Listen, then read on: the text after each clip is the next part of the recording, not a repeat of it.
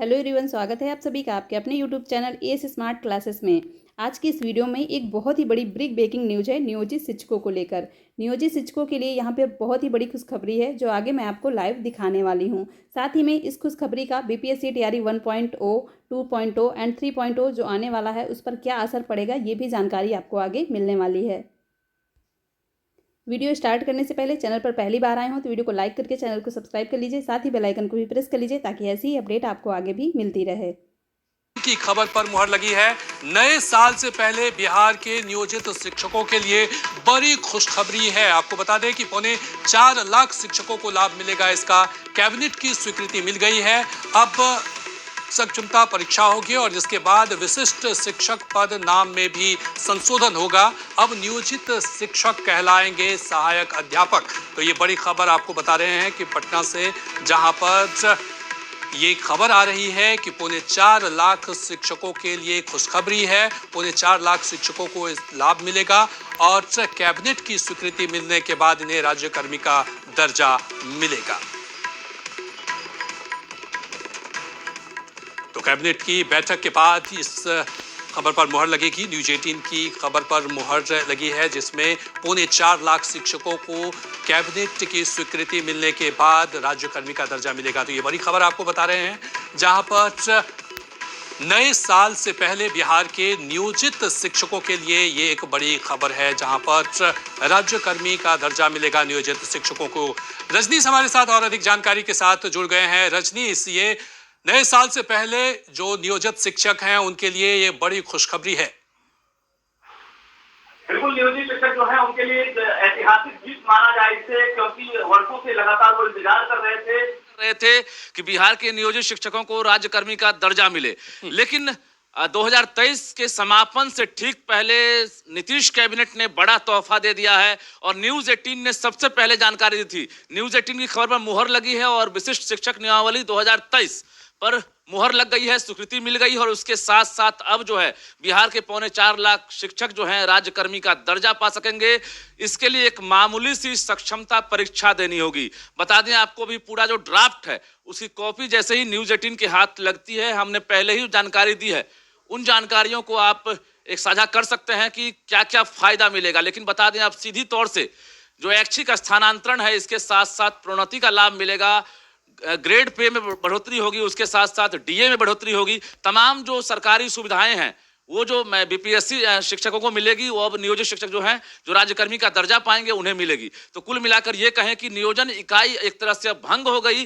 कल तक जो है मुखिया, जिला परिषद या जो अन्य नियोजन इकाई के माध्यम से बहाल होते रहे हैं 1 से लेकर 12 तक के टीचर, अब नियोजन इकाई एक तरह से समाप्त हो गई और बिहार सरकार के अधीन ये तमाम जो शिक्षक हैं अब कहलाएंगे और इन्हें तमाम फायदाएं मिलने वाली है। बता दें आपको कि जो मूल रूप से 3 जरूरत की चीजें हैं जो नियोजित शिक्षक मांग कर रहे थे। ऐच्छिक स्थानांतरण, वर्षों से एक ही नियोजन इकाई में शिक्षक थे और उसकी वजह से काफी परेशानी होती थी, खासकर महिला और दिव्यांग जो शिक्षक हैं उनको। लेकिन अब तमाम फायदा मिलेगी, अड़चने खत्म हो गई है और 2024 लोकसभा चुनाव से पहले सीएम नीतीश कुमार का यह सबसे महत्वपूर्ण एजेंडा था जिसको लेकर गांधी मैदान में उन्होंने घोषणा भी कर दी थी।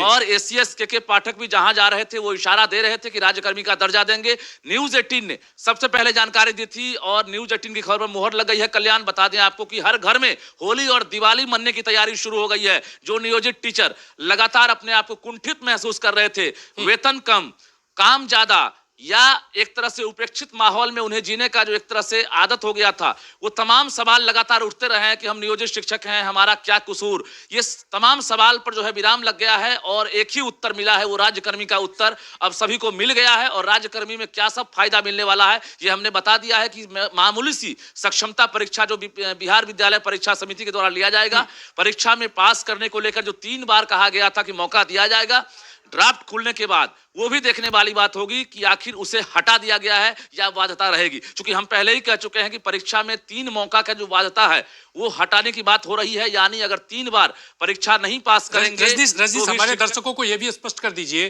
कि इनसे क्या क्या लाभ मिलने वाला है और साथ साथ विशिष्ट शिक्षक पद में भी जो संशोधन होगा उसको लेकर के भी हमारे दर्शकों का ये जो कॉन्सेप्ट है उसको क्लियर कर दीजिए। देखिए, शिक्षा मंत्री चंद्रशेखर ने जिन बिंदुओं पर ऑब्जेक्शन किया था वो टीचर का ऑब्जेक्शन था। बता दें आपको कि नाम को लेकर जो नई शिक्षक विशिष्ट नियमावली तैयार की गई थी उसमें नाम को लेकर सवाल उठने लगे थे। जो नियोजित शिक्षक हैं जैसे ही राज्यकर्मी का दर्जा पाएंगे उनका नाम होगा विशिष्ट शिक्षक। तो ये नाम जो है इसका ऑब्जेक्शन हुआ। और अभी जो खबर हमारे पास आ रही है, हमने पहले ही कहा कि सहायक अध्यापक नाम पर स्वीकृति मिल गई है।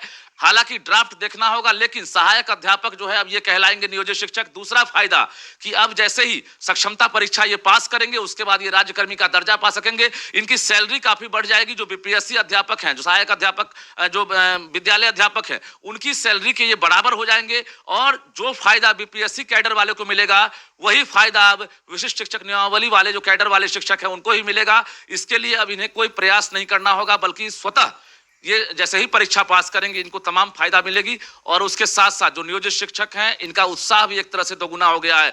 लगातार न्यूज 18 को धन्यवाद दिया जा रहा है कि आप पहले बता रहे थे और न्यूज 18 की खबर पर मुहर लग गई है। हर घर में एक तरह से समझिए कि उत्साह और उत्सव का माहौल है। नए साल से पहले इससे बड़ा जश्न कुछ नहीं हो सकता है और सरकार ने बड़ा तोहफा दिया है। जी कल्याण। रजनीश, जिस तरह से के पाठक कह रहे थे कि आप काम कीजिए और आपकी जो मांग है हम पूरा करेंगे, तो उसी का नतीजा है कि भले ही के पाठक लगातार शिक्षकों पर कड़ाई कर रहे हैं, उनके टाइमिंग को लेकर के, पढ़ाई को लेकर के, स्कूल में उपस्थिति को लेकर के, लेकिन यदि शिक्षक बेहतर पढ़ाते हैं, बेहतर काम करते हैं, तो उनकी जो भी मांगे हैं सरकार पूरा करने में कहीं भी कोताही नहीं करेगी। बिल्कुल, के पाठक जिस तरह से लगातार एक्शन मोड में है और एक्शन की वजह भी है कि बिहार की स्कूली व्यवस्था जो है एक तरह से बेपटरी हो गई थी।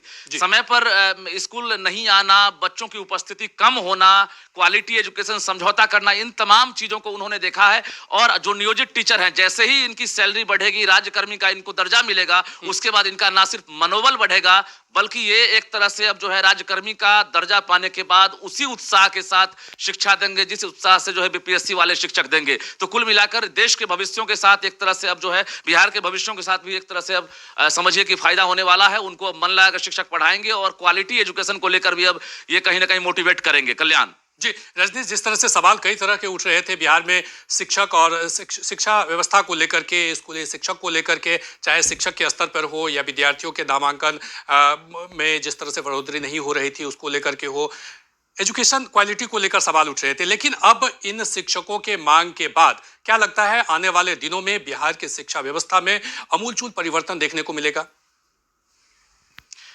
देखिए, जो अनुपात शिक्षकों और छात्रों का जो अनुपात था उस पर लगातार सवाल उठते रहे हैं। कई एजेंसी ने भी सवाल उठाया है और बिहार सरकार खुद भी मान रही थी। शिक्षकों की संख्या जैसे ही बढ़ने लगी है, बीपीएससी बहाल शिक्षक हो या नियोजित शिक्षक जो हैं जिनकी हर साल जो है बहाली हो रही थी नियोजन इकाई के जरिए, निश्चित तो अब जो है एक तरह से तो आने वाले समय में बदलाव देखने को मिलेगा। शिक्षक की जो मांग है उसे सरकार पूरा कर रही है।